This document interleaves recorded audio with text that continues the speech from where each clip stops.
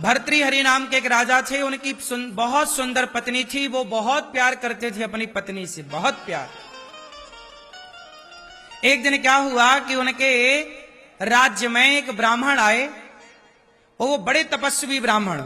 उन्होंने तपस्या की तो तपस्या से कोई देवता प्रसन्न हो गए, और देवता ने उन्हें एक फल दिया।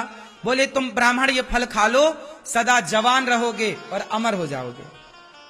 ये फल जो खाएगा सदा जवान रहेगा और अमर हो जाएगा।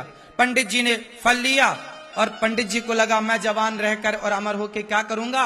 ये जो हमारे राजा भर्तृहरि हैं ये बहुत अच्छे राजा हैं, यदि ऐसा राजा अमर हो गया तो ये देश सदा के लिए अमर रहेगा, ये देश हमारा सुरक्षित रहेगा। भाई देश है तो सब है, अच्छा राजा होना चाहिए देश का। भर्तृहरि हमारा अच्छा राजा है। तो पंडित जी फल लेकर गए, एकांत में मिले। महाराज यहां आओ, अकेले में। महाराज ये फल आप खा लेना, इससे आप सदा जवान रहोगे और अमर रहोगे, आपको कोई मार नहीं सकता, मैंने तपस्या करके पाया। राम राम। पंडित जी चले गए। राजा भर्तृहरि ने फल देखा, वाह। लेकिन राजा को तो प्यार था पत्नी से, उनको लगा यदि ये फल मैं खाता हूं तो मैं जवान रहूंगा, और यदि मेरी पत्नी फल खाएगी तो वो सदा जवान रहेगी, और वो जवान रहेगी तो मैं सुख लेता रहूंगा, आनंद लेता रहूंगा। तो मेरी पत्नी को फल खिलाता हूं। तो पत्नी के पास गए, भाग्यवान सुनती हो? हाँ हाँ महाराज, ये लाया हूं तुम्हारे लिए, फल खाओ, क्या होगा? तुम सुंदर हो जाओगी और सदा जवान रहोगी, खाओ। अच्छा मैं भोग लगा के खाऊंगी। भर्तृहरि चले गए, पत्नी ने फल रखा। पत्नी का चक्कर था सेनापति से। है क्या सही?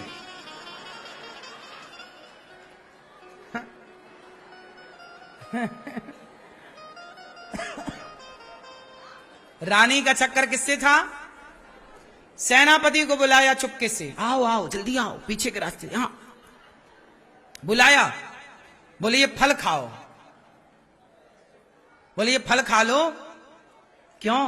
बोले ये फल खाओगे तो तुम सदा जवान रहोगे, और जवान रहोगे तो मुझे सुख मिलता रहेगा। राजा प्रेम करते हैं अपनी पत्नी से, और राजा की पत्नी रानी प्रेम करती है सेनापति से। राजा चाहता है मेरी पत्नी जवान रहे, और पत्नी रानी चाहती है कि सेनापति मेरा इससे चक्कर है ये जवान रहे, ये फल तुम खाओ। सेनापति फल लिया, बोले मैं खाऊंगा, यहां नहीं, अकेले में खाऊंगा, कोई देख ना ले। रानी गले लगाती है सेनापति को, फल देती है, और चला सेनापति। सेनापति फल रखा। अच्छा सेनापति का चक्कर था वहां एक नाचने वाली से। ये बिल्कुल सत्य कहानी बोल रहा हूं, लिखी है ये इतिहास के पन्नों में ये दर्ज है, मनगढ़ंत बात नहीं। वैराग्य शतक और श्रृंगार शतक लिखा है भर्तृहरि ने बाद में, पहले श्रृंगार लिखा फिर वैराग्य बाद में। तो भर्तृहरि के अब यहां सेनापति का चक्कर किससे था? एक नर्तकी से, नाचने वाली नर्तकी को बुलाया। ओहो बहुत सुंदर दिख रही हो, ये फल खाओ तुम सदा जवान रहोगी। मैया तुम कहां फोन लगा ली?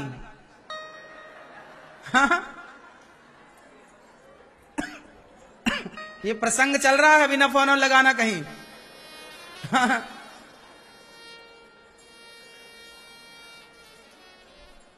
तो राजा के मंत्री ने क्या सोचा कि नर्तकी को बुलाऊं, उसे दूं। उसने कहा कि ये फल खाओ तुम बहुत सुंदर हो जाओगी और सदा जवान रहोगी, जवान रहोगी तो मुझे सुख मिलता रहेगा।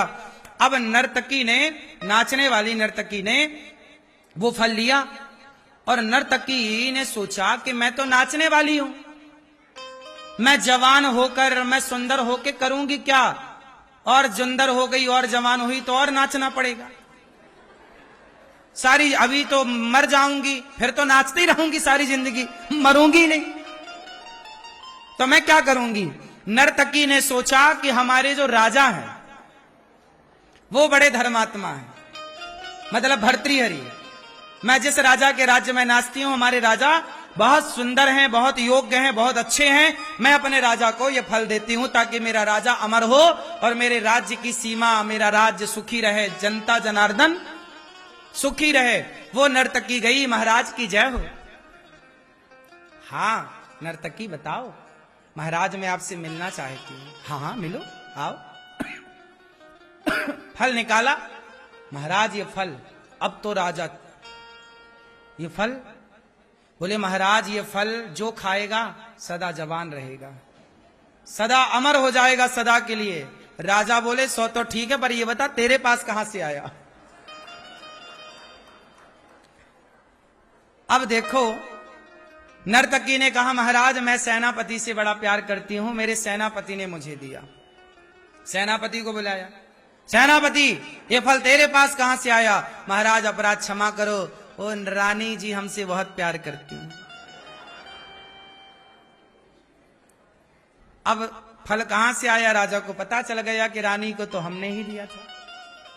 उस राजा को वैराग्य हो गया, तुरंत उसने घर का परित्याग कर दिया कि मैंने जिस स्त्री से प्रेम किया उस स्त्री को तो किसी और से प्रेम था, उस स्त्री ने जिससे प्रेम किया उसे तो किसी और से प्रेम था, उसने जिससे प्रेम किया उसे तो किसी और से प्रेम था। ऐसे ही है संसार का चक्र। आपको लगता है कि आप पति से बहुत प्रेम करती हो, आपका पति आपसे बहुत प्रेम करता है, नहीं। सच्चाई ये है हमें लगता है कि हम आपसे प्रेम करते हैं, पर आप किसी और से प्रेम करते हैं, वो किसी और से प्रेम करता है। सारी जिंदगी हम इस गलतफहमी में जीते हैं कि ये व्यक्ति हमसे प्रेम करता है। हर व्यक्ति अपने स्वार्थ को रखकर प्रेम करता है। आपसे स्वार्थ है तो प्रेम है, आपसे स्वार्थ नहीं है प्रेम नहीं है। यही जीवन की सच्चाई है। कोई किसी से प्रेम नहीं कर रहा है, लग रहा है कि ये बहुत प्रेम कर रहा है, इसलिए कहता हूं प्रेम करना ही है तो जगत से नहीं जगन्नाथ से प्रेम कर लो, भगवान से प्रेम करो। स्त्री के साथ रहो, पुरुष के साथ रहो। मैया ये बात आज भी तो समाज में देखी जा रही है ना। कई पत्नियां अपने पति से छिपकर यारी कर रही हैं कि नहीं दूसरे से, और कई पुरुष अपनी पत्नियों से छिप कर दूसरे को कर रहे हैं कि नहीं। पत्नी को लग रहा कि मेरा है, पर वो तो किसी और के चक्कर में है। सब जगह अब यही खेल चल रहा साहब। इसलिए इस गलतफहमी में बिल्कुल ना रहो कि आप जिससे प्यार करते हैं वो आपका है या आपकी है। कोई किसी को नहीं जान रहा है कोई किसी के मन की जान ही नहीं सकता। इसलिए हमें किसी के मन की जानना भी नहीं है, और हम आपसे ये भी नहीं कहते कि आप हमसे ही प्यार करो, नहीं। हमें ये आपसे अब कोई उम्मीद नहीं है कि आप हमसे प्यार करें। अब हमने अपना मन आपसे हटाकर भगवान के चरणों में लगा रखा है। संसार धोखा दे सकता है, भगवान कभी धोखा नहीं दे सकते। प्यार ही करना है तो संसार से क्यों करें, करके भी क्या पाएंगे, भगवान से करें। सही है। ये पूरी कथा का निष्कर्ष ये निकला कि हम प्रेम भगवान से करें, चाहे स्त्री हो पुरुष हो। तुम बेटे से प्यार करती हो, कल को बेटे की पत्नी आएगी, बेटा अपनी पत्नी से प्यार करने लग जाएगा। तुम्हें लगता बेटा हमसे प्यार करता, नहीं, अब वो पत्नी की तरफ है। तुम अकेली ही रहोगी सारी जिंदगी, तुम्हें कोई प्यार करने वाला नहीं है। लोग कहते हैं हमसे कोई प्यार नहीं करता, क्यों करेगा कोई प्यार आपसे। ये बात सच्ची है, आप मानो ना मानो, पर आपसे, आप जितने लोग यहां बैठे हैं, आप लोगों से कोई प्यार नहीं करता। हम सबसे कोई प्यार नहीं करता। आपसे जो लोग प्यार करते हैं वो केवल अपने स्वार्थ की सिद्धि के लिए कर रहे हैं, वरना आपसे उनका क्या लेना देना है। कोई किसी पुरुष कर रहा है प्यार, वो आपसे नहीं कर रहा, आपसे उसे सुख मिलता है, इसलिए वो आपसे प्यार का अभिनय करता है। पत्नी को भी पति से गृहस्थी चलाने का एक सहारा मिलता है, बच्चों के लालन पालन का एक सहारा मिलता है, एक दूसरे के पूरक से है। पत्नी का पूरक पति, पति की पूरक, तो सबका एक स्वार्थ। अच्छा ये बताओ, पत्नी भी अपने पति से एक स्वार्थ से अटैच रहती है कि नहीं? बोलो, भले बारीक स्वार्थ हो, सूक्ष्म स्वार्थ, पर है ना कि नहीं? पत्नी का भी एक अपना स्वार्थ है पति से। जो पति कमाता है, गिफ्ट लाता है, उसे आप ज्यादा अच्छा पति मानती हैं। जो नहीं कमाता, उनकी पत्नियां बिल्कुल, देख लो उनका व्यवहार पति के प्रति कैसा है। तो व्यक्ति ऐसे ही है कि आपका स्वार्थ सिद्ध हो तो सब अच्छा है, और आपका स्वार्थ सिद्ध ना हो तो। इसलिए संसार के चक्कर में ना पड़ो, समय ना गवाओ। अंत में जैसे भर्तृहरि को उनकी पत्नी ने धोखा दिया, पत्नी मतलब संसार, ऐसे ये संसार एक दिन आपको धोखा देने के लिए तैयार है। राजा की रानी ने राजा को धोखा दिया, तो रानी को सेनापति ने धोखा दिया। पुरुष को स्त्री ने धोखा दिया, तो स्त्री को पुरुष ने धोखा दिया। संसार में सब धोखेबाज हैं, सब आई लव यू कह कह के धोखा दे रहे हैं। बोलो हाँ कि ना? क्यों भैया, आपने आई लव यू किसी को बोला? सही बताओ, बोला तो होगा, पर आपका आई लव यू झूठा ही था। सबके आई लव यू झूठे होते हैं। तुम कितना भी आई लव यू 2 और 10 और 100, सबके झूठे हैं। सही है? इसलिए आई लव यू कहना है तो भगवान श्रीमन नारायण से, जगन्नाथ से, राम जी से आई लव यू कहो। प्रभु हम आपसे प्यार करें, और किसी से प्यार हो ही ना हमारा। हम चाहें भी तो हमारा मन किसी में ना लगे, आप में लगा रहे। संसार के साथ रहो, पत्नी पति के साथ बिंदास खुश रहो, अच्छे व्यवहार करो पत्नी के साथ, खुश रखो उसे, व्यवहार अच्छा हो, पर आई लव यू केवल भगवान से हो। सही है? क्योंकि मान लो इस बात को, कोई आपका नहीं है, कोई आपसे प्यार क्यों करेगा? कोई आपसे प्रेम, कोई आपसे प्यार क्यों करेगा? क्यों करेगा कोई आपसे प्यार? अच्छा ये बताओ, आपके शादी के पहले आपकी पति ने आपकी फोटो देखी थी कि नहीं? 4 लड़कियां रखता सामने फोटो, एक की वाली पसंद है, यार ये थोड़ा काली है, सांवली, ये थोड़ा ऐसी है, वैसी, ये अच्छी है। मतलब उसने आपको पसंद नहीं किया, आपकी सुंदरता को पसंद किया था। बोलो हाँ।